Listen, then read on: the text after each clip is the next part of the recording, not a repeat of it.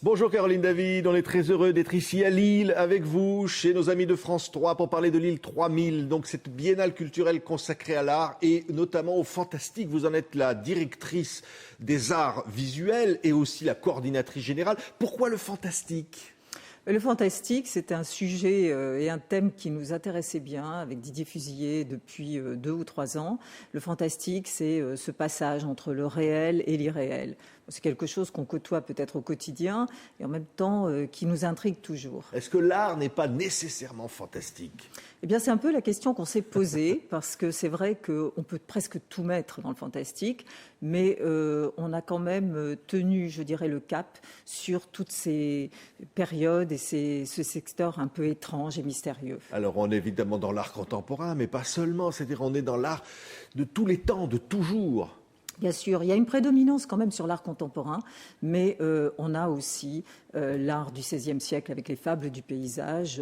On a des références, même les artistes contemporains. Là, on voit le Tripostal. C'est un lieu magnifique, avec des œuvres incroyables. Bien sûr, référence à l'histoire de l'art avec le radeau de la Méduse vu par Volker de Jong, qui est complètement étrange, une espèce de séance de spiritisme sur un radeau fait en polystyrène, et en même temps qui intrigue. Et qui va rappeler aussi que les grands de ce monde sont aussi mortels et peuvent revenir quelquefois en période de crise, nouantés. Il y a quand même l'image de la mort qui est très présente, l'image des fantômes, l'image des décharnés. C'est vrai, les écorchés, les fantômes, les revenants, le surnaturel, la mort nous obsède aussi. Et voilà, il y a les bestiaires aussi qui sont très, très intéressants, l'animal, la nature. On est dans un monde presque de science-fiction à certains moments. On se croirait dans certains films. Et vous savez, quand vous interrogez quelqu'un en lui disant « vous, le fantastique, c'est quoi ?» Certains vont vous parler en effet de science-fiction. D'autres vont vous parler de mystère, d'Alice au pays des merveilles. On est sur tous ces domaines et toutes ces visions faites par les artistes. Alors ça touche le grand public. Est-ce qu'on pourrait dire que c'est un art populaire ? Pas populaire, qu'est-ce que ça veut dire ? Oui, parce que c'est un sujet qui peut être facile et qui nous touche, donc qui est lisible, accessible. Alors bien sûr qu'il est populaire, et c'est très bien d'être populaire. Après, on peut avoir 2 lectures, 3 lectures autour d'une œuvre, voilà, pour les gens qui sont curieux et qui font quelquefois un petit peu plus l'effort d'aller un peu plus loin. Alors, en allant plus loin, simplement, les Lillois qui se promènent dans les rues de cette ville extraordinaire vont voir des œuvres bizarres dans les rues, comme ça. Ah oui, c'est ce qu'on a appelé les métamorphoses urbaines, et donc une maison à l'envers. Voilà, on se promène dans un nuage créé par Fujiko Nakaya, qui est splendide, qui se déclenche toutes les demi-heures près de la gare Lille-Flandre. On a une soucoupe volante prête à nous emmener en voyage à la gare. On arrive avec le train, puis on peut repartir voir les extraterrestres. Voilà, alors on se demande si elle est en train d'atterrir ou pas.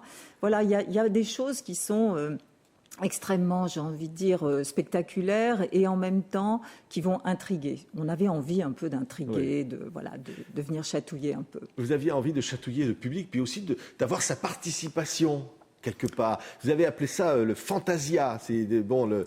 Oui, le fantasia, l'imaginaire, à un moment donné, chacun gère son imaginaire aussi. Et c'est vrai que, voilà, un trompe-l'œil comme Pierre Delavie... on va voir la photo de Pierre Delavie, ça s'appelle la Contre-Pierre. C'est quand même bizarre, ce bâtiment dans les rues, on s'aperçoit qu'il est renversé, là. Alors, bien sûr, et en même temps, on utilise l'actualité. Ce bâtiment est en rénovation, très beau bâtiment 19e, tout près du Palais des Beaux-Arts. Et il y a tout d'un coup une espèce de chaos, de bouleversement dû donc à tout simplement tout un travail de trompe-l'œil fait par l'artiste et qui va nous poser des questions sur l'architecture.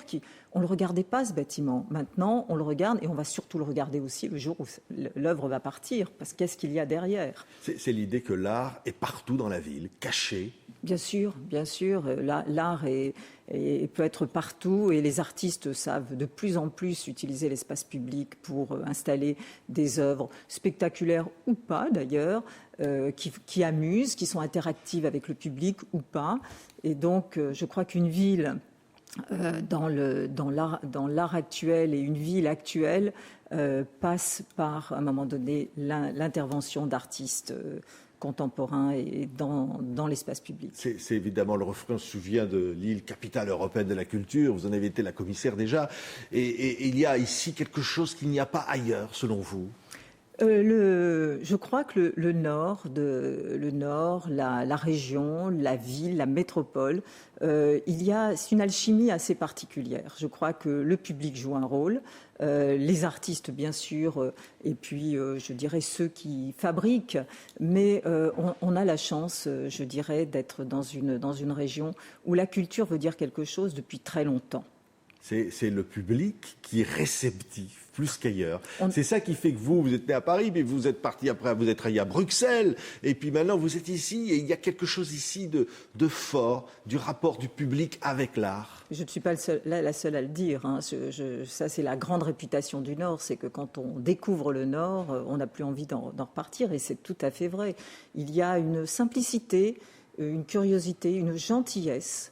Je dirais des gens qu'on retrouve aussi de l'autre côté de la frontière en Belgique et qui fait qu'à un moment donné, la culture, l'art ont vraiment leur place. Et on s'aperçoit que d'un point de vue historique, c'est pas quelque chose de récent, c'est quelque chose qui est ancré, qui est, je dirais, presque dans les gènes. Oui, on dit évidemment la crise, la morosité. L'art a une mission sociale aujourd'hui dans la ville. Il peut avoir une mission d'abord de rassemblement, de convivialité. Et là aussi, je dirais que dans des villes comme la métropole lilloise, la convivialité a toujours joué un rôle important. Et le Nord aussi, mais il y a d'autres villes en France aussi qui jouent et où ça fonctionne très bien. C'est un facteur de développement économique. Bien sûr, parce que au niveau du tourisme, on a vu la différence entre la capitale, au moment de la capitale européenne de la culture. Et maintenant, on est sur l'île et sur les grands tours opérateurs. Il y a eu, à un moment donné, ce rassemblement de voyages touristiques qui était relativement, je dis bien relativement, peu développé. Et ça a été un grand boom. Maintenant, il y a un passage obligé par l'île et par la culture dans les voyages touristiques. Et puis, ça entraîne derrière toute une économie qu'on connaît bien. Oui, et évidemment, l'art est parfois éphémère, démontable, mais il transforme quand même la ville à tout jamais. Il y aura un avant, un après. La ville change avec l'art. Bien sûr.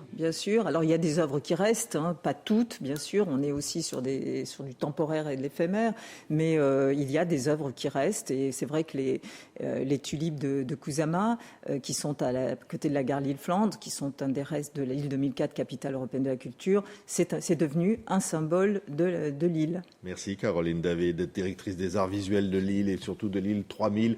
Nous étions très heureux d'avoir passé cette semaine ici avec nos amis de France 3 pour vous faire vivre ce grand événement culturel. Merci de nous avoir accueillis. Merci.